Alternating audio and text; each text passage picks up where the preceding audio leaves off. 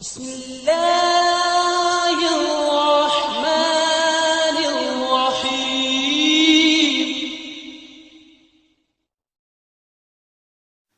السلام علیکم دوستو، امید کرتا ہوں کہ آپ سب خیریت سے ہوں گے اور دعا ہے کہ آپ سب ہمیشہ خوش رہیں۔ میں ہوں آپ کا دوست محمد سجاد اور آپ دیکھ رہے ہیں میرا YouTube channel Sajjad birds life.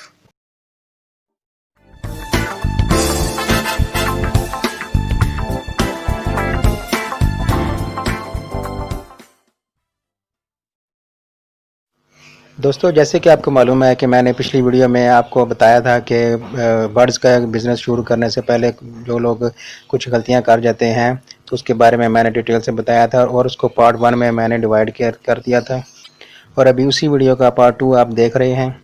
اور جن دوستوں نے ابھی میرا پارٹ 1 نہیں دیکھا تو وہ پہلے وہ بھی دیکھ لیں کہ جس میں نے ڈیٹیل سے ان تمام غلطیوں کے بارے میں بتایا ہوا ہے کہ جو اکثر لوگوں سے ہو جاتی ہیں اور وہ نقصان کا باعث بنتی ہیں۔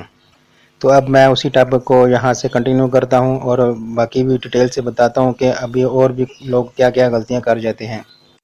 تو ویڈیو کو اینڈ تک مکمل ضرور دیکھیں۔ ویڈیو کی جانب بڑھنے سے پہلے جن نئے دوستوں نے میرا YouTube channel Sajjad birds life ابھی تک سبسکرائب نہیں کیا وہ سبسکرائب کر لیں اور ساتھ بیل آئیکن کو پریس کر دیں تاکہ میری ہر آنے والی نیو انفارمیٹیو ویڈیوز آپ تک بآسانی نوٹیفیکیشن کے ذریعے پہنچ سکیں اور جسے دیکھ کر آپ اپنی نالج میں اضافہ کر سکیں۔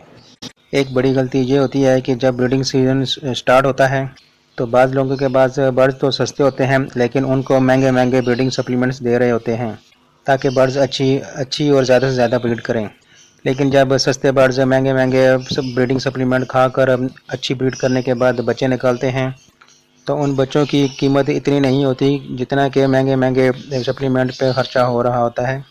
تو یہ بھی ایک بڑی غلطی ہے، اس میں بھی بجائے فائدہ حاصل کرنے کے الٹا نقصان ہی ہو رہا ہوتا ہے۔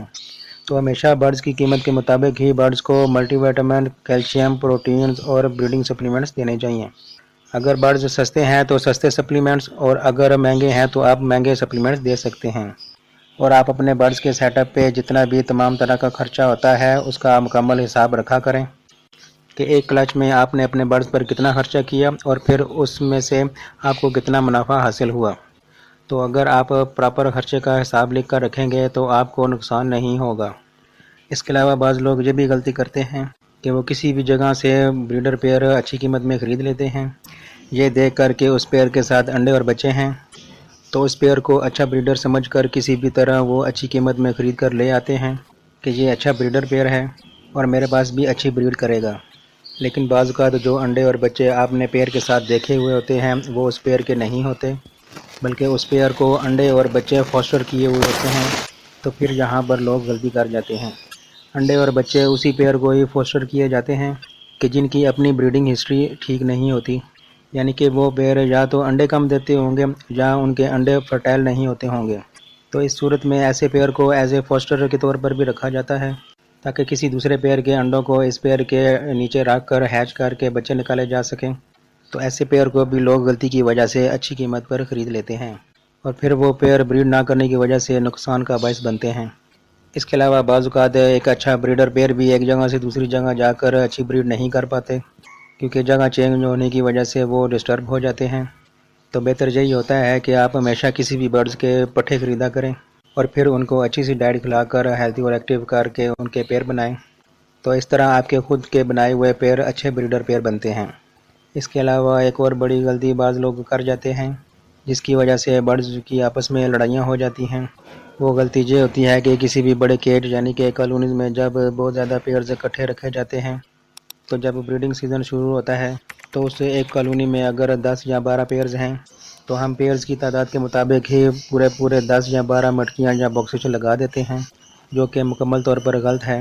اگر ہم پیئرز کی تعداد کے مطابق ہی پورے مٹکیاں یا باکسز لگائیں گے تو پھر ایسا کرنے کی وجہ سے برڈز کی آپس میں لڑائیاں ہو جاتی ہیں کیونکہ ہر فیمیل مٹکیاں یا باکسز کو چوز کرنے کے لیے کافی ساری مٹکیوں کے اندر جا کر چیک کرتی ہے اور کسی ایک کو محفوظ سمجھ کر اس میں بیٹھ جاتی ہے۔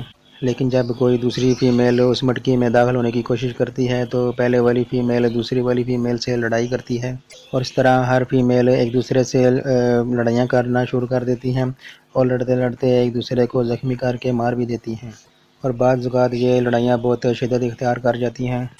تو اس طرح سے برڈز کا بہت نقصان ہوتا ہے۔ اور ساتھ ساتھ تمام برڈز اس کالونی کے ماحول کی وجہ سے خوفزدہ ہو جاتے ہیں، جس کا بریڈنگ سیزن پر بہت گہرا اثر پڑتا ہے۔ تو یاد رکھیں، ہمیشہ باکسز یا مٹکیاں پیئرز کی تعداد سے جتنی زیادہ لگا سکتے ہیں لگا دیں، تاکہ پھر فیمیل کو اپنی مٹکی چوز کرنے کے لیے زیادہ آپشن مل سکے اور پھر برڈز کی آپس میں لڑائیاں نہ ہوں۔ دوستو، ویڈیو کے لاسٹ میں آپ کو برڈز بزنس ٹپس بتاتا ہوں، جو کہ میں نے آپ سے پارٹ 1 کے شروع میں وعدہ کیا تھا کہ میں آپ کو ویڈیو کے لاسٹ میں برڈز بزنس ٹپس بتاؤں گا۔ دوستو، سب سے پہلے میں آپ کو بتاتا ہوں کہ کون سے برڈز لینے چاہیے جو کہ اچھی بریڈ کرتے ہیں۔ تو اس سے پہلے آپ ہمیشہ یاد رکھیں کہ آپ کوئی بھی کام شروع کرنا چاہتے ہیں تو اس کی بیس سے شروع کریں، کیونکہ بیس سے ہی شروع کر کے آپ ایک بڑی عمارت بنا سکتے ہیں۔ تو اس لیے آپ برڈز کو بھی اس کی بیس سے ہی شروع کریں، کیونکہ جب تک آپ کو پتہ نہیں ہوگا کہ برڈز کی کیئر کیسے کرنی ہے، برڈز بیمار ہو جائیں تو ان کا علاج کیسے کرنا ہے، کس بیماری کے لیے کون سی میڈیسن ہوتی ہے، برڈ سے بریڈ کیسے لینی ہے، یا پھر اس کے علاوہ اور بھی بہت سی چیزیں ہوتی ہیں جن کا جان لینا بہت ضروری ہوتا ہے، جو کہ وقت کے ساتھ ساتھ سامنے آئیں گی۔ تو جب تک آپ کو برڈز کے بارے میں کوئی تجربہ نہیں ہوگا، تب تک میں آپ کو مہنگے برڈز رکھنے کا یا مہنگے برڈز سے شروع کرنے کا مشورہ نہیں دوں گا۔